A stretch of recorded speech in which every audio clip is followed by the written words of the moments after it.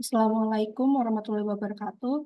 Di sini saya perwakilan dari kelompok H3 dan H4 yang akan mempresentasikan mengenai proposal yang berjudul Tinjauan Aspek Farmakokinetik Ranitidin terhadap pasien lansia dengan gangguan ginjal kronis di RSUP Dr. Sarjito Yogyakarta periode Januari sampai Maret 2023. Sebelumnya, perkenalkan kami dari saya sendiri, Aisyah Aprilia Handari, dan teman saya, Syahla Nuranisa, Iin Puspitasari, Ira Yuniar, dan Fahda Syafira. Yang pertama, pendahuluan, yaitu latar belakang. Lansia adalah proses biologis alami progresif dan tak terelakkan yang ditandai dengan penurunan fungsi seluler secara bertahap dan perubahan struktural progresif pada banyak sistem organ. Secara umum, laju penurunan fisiologis sulit untuk dinilai pada awalnya, tetapi akan semakin cepat setelah usia tertentu atau mengalami penuaan. Penuaan yang berhubungan dengan organ dan perubahan struktural dan fungsional yang disebabkan oleh penyakit yang umumnya terjadi pada lansia. Namun, ketika penyakit terkait usia ini tumpang tindih dengan penyakit normal terkait usia, laju penurunan fungsi ginjalnya akan berubah secara signifikan, sehingga mengurangi cadangan ginjal dan berpotensi membuat pasien lebih rentan terhadap cedera ginjal akut. Selanjutnya, ginjal adalah bagian tubuh yang kompleks secara struktural dan fungsional. Fungsi ginjal dapat diukur dengan laju filtrasi glomerulus atau GFR.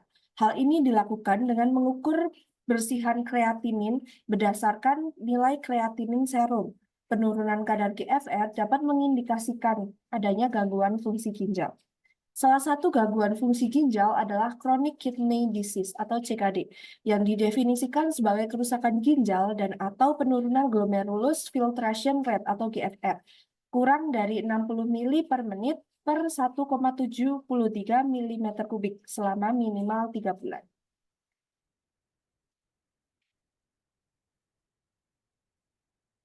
Nah, Ada Alex. Jadi latar belakang selanjutnya ialah pasien dengan gangguan fungsi ginjal seringkali memiliki parameter farmakokinetik seperti absorpsi obat, distribusi obat, ikatan protein, biotransformasi, dan ekstensi ginjal yang berbeda dengan pasien dengan fungsi ginjal normal. Sebagian besar obat dan metabolitnya itu dieliminasi melalui ginjal, sehingga kita membutuhkan ginjal yang kuat dan sehat untuk menghindari ketoksikan obat. Dalam satu penelitian disebutkan bahwa pada pasien dengan penurunan GFR terjadi peningkatan signifikan pada AUC waktu paru eliminasi atau tes setengah dari konsentrasi obat H2RA.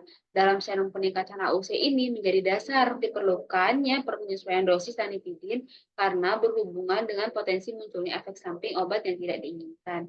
Pada penelitian lain disebutkan bahwa tes tengah ranitidin pada pasien penurunan fungsi ginjal meningkat jadi 7,3 jam, setara dengan 2,4 kali waktu paru ranitidin pada pasien dengan fungsi ginjal normal.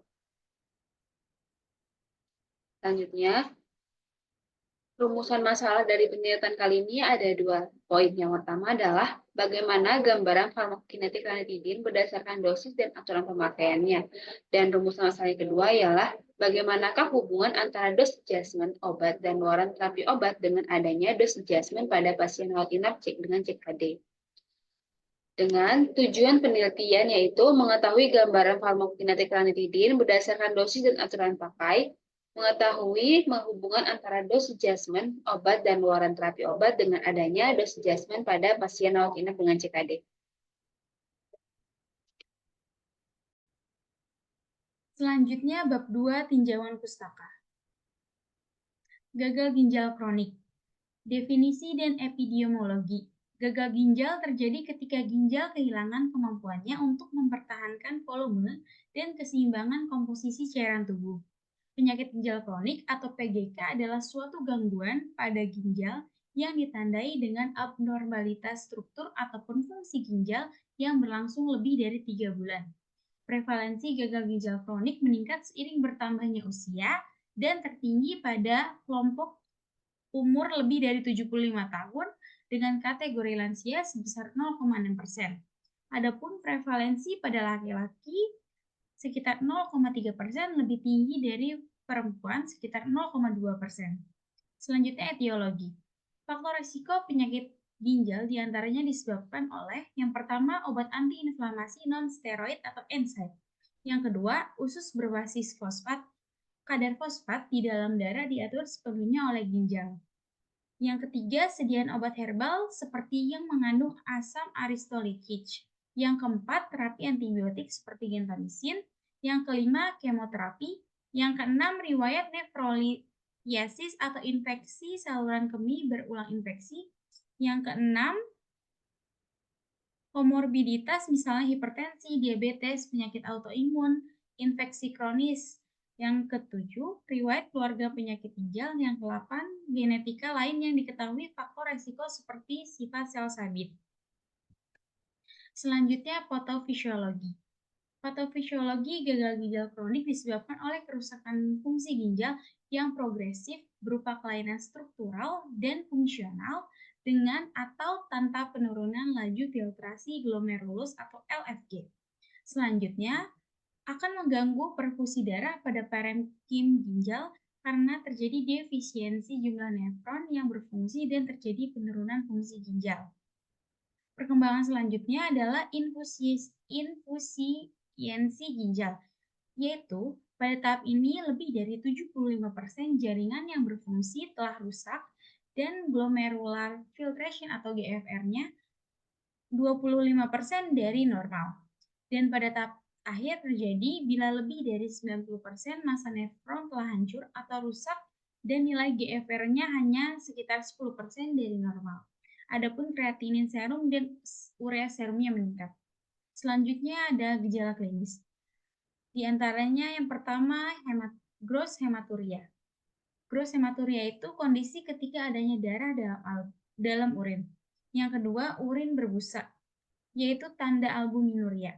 Yang ketiga, nokturia, yaitu kondisi dengan frekuensi buang air kecil lebih sering di malam hari. Yang keempat, nyeri punggung. Yang kelima, penurunan produksi urin. Selanjutnya akan diteruskan oleh teman saya.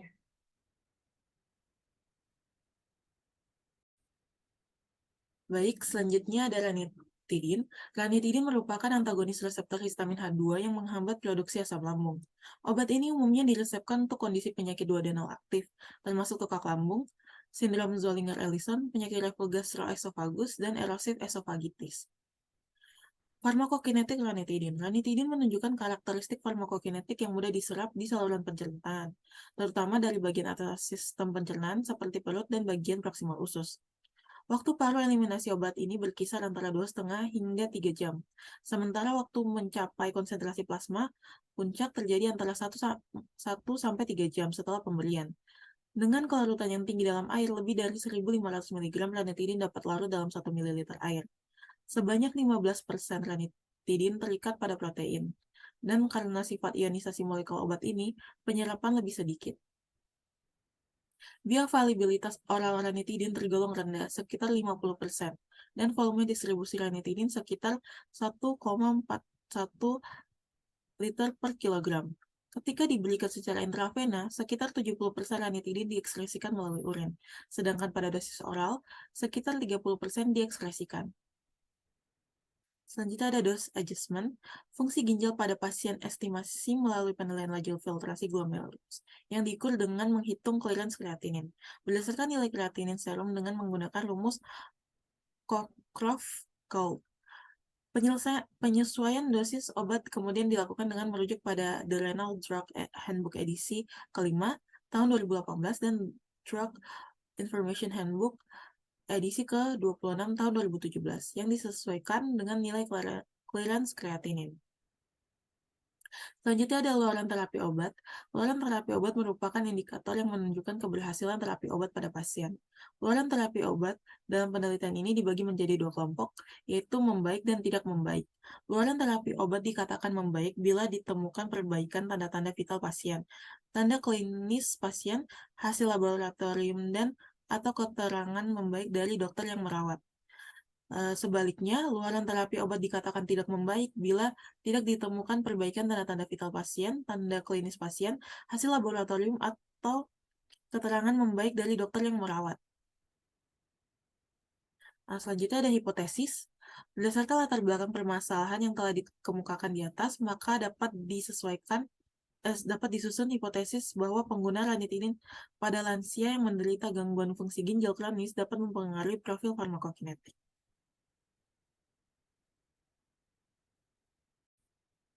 Baik, selanjutnya akan membahas terkait metode penelitian, yang mana pada metode penelitian ini terdiri dari bahan yang akan kita gunakan pada penelitian ini yaitu pasien lansia, yang mana pasien tersebut merupakan pasien yang memiliki usia lebih dari sampai dengan 60 tahun, yang memiliki riwayat gagal ginjal kronis yang sedang menjalani rawat inap dengan rekam medis yang lengkap.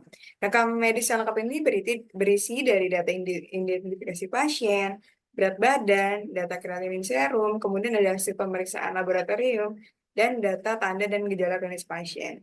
Nah, kemudian 200 pasien ini akan direkam, 200 data pasien ini akan direkam, kemudian dievaluasi pada penelitian ini.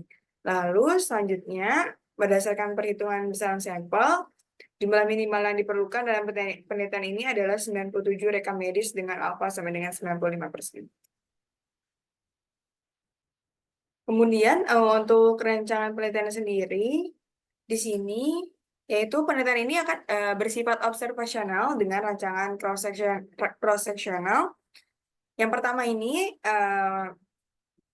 jadwalnya itu kita akan mengajukan pengujian ethical clearance, yang mana permohonan ini akan diajukan kepada Komite Etik Penelitian Kedokteran dan Kesehatan Fakultas Kedokteran Universitas Islam Indonesia. Kemudian setelah itu terkait tempat dan waktunya, yaitu di RSUP Dr. Sacito Yogyakarta pada bulan Januari hingga Maret 2023, terhitung 3 bulan. Kemudian pada populasi dan sampelnya, yaitu pasien yang kita ambil, yaitu usia lebih dari sama dengan 60 tahun yang memiliki riwayat gagal ginjal kronis yang sedang menjalani rawat inap di Rumah Sakit Dr. Sacito Yogyakarta. Kemudian terkait pengumpulan datanya, ini tuh sampel ini diambil dari populasi terjangkau, yang mana data demografi pasien, kemudian ada regimen-dosis obat, kemudian ada hasil pemeriksaan laboratorium, kemudian ada keluhan pasien, dan ada penyakit penyerta dari rekam medis pasien itu sendiri. Kemudian terkait analisis datanya, data demografi pasien ini terdiri dari data demografi pasien, kemudian ada tahap CKD-nya itu sendiri, ada jumlah penyakit penyertanya, kemudian ada hemodialisis, kemudian ada jumlah item obat yang membutuhkan dose adjustment, kemudian ada yang dianalisis secara deskriptif, kemudian ada parameter terkait analisis hubungan antara dose adjustment obat dengan luaran terapi obat, yang mana ini akan dilakukan menggunakan statistik, yaitu statistik Chi-square, menggunakan program komputer SPSS. Kemudian terkait jadwal penelitiannya itu ada 3 bulan, yang mana tadi Januari, Februari, Maret. Pada bulan Januari kita akan mengajukan pengujian ethical clearance, kemudian dilakukan pengumpulan data dan karakteristik subjek uji. Lalu pada bulan Februari akan dilakukan karakteristik subjek uji dan analisis data. Kemudian pada bulan Maret sendiri yang terakhir yaitu analisis data. Kemudian, pada metode penelitian ini terdiri dari operasional variabel, yang mana operasional variabel ini terdiri dari variabel bebas, variabel terikat, dan variabel pengganggu. Variabel bebasnya yaitu pada penelitian ini yaitu dosis ranitidin, kemudian variabel terikatnya yaitu parameter farmakokinetik, dan variabel pengganggunya yaitu lansia, kemudian jenis kelaminnya, berat badan, stage KD, jalur pemberian obat. Terima kasih.